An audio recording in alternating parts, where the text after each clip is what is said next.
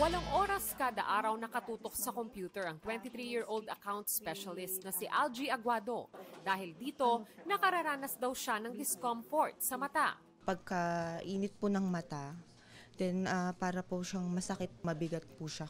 Ang 21-year-old na si Jason Umali, bukod sa 8 oras na paggamit ng computer sa trabaho, 5 oras din siyang nakatutok sa cellphone. Minsan mo parang nafe-feel ko siya talaga na yung masay siya sa mata, then hindi ko rin maiwasan yung i-rub siya. Eye strain ang tawag dyan ayon sa isang ophthalmologist. Hindi naman mag-cause ng disease ang gadget or digital device use per se. Kailangan lang ipahinga yung mata.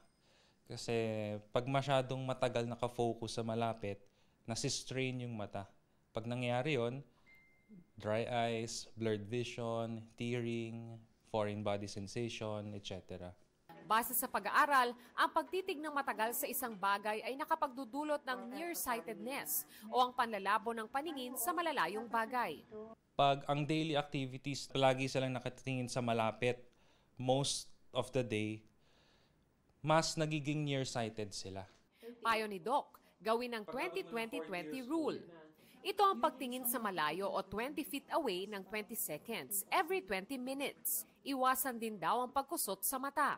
Mainam din daw na magkaroon ng healthy lifestyle tulad ng pagkakaroon ng increased outdoor activities, pagkain ng masustansya at regular eye check-up.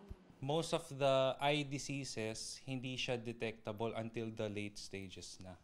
Kaya important ang regular eye check-up, especially sa mga taong high risk, yung mga may family history. Von Aquino nagbabalita para sa GMA Integrated News.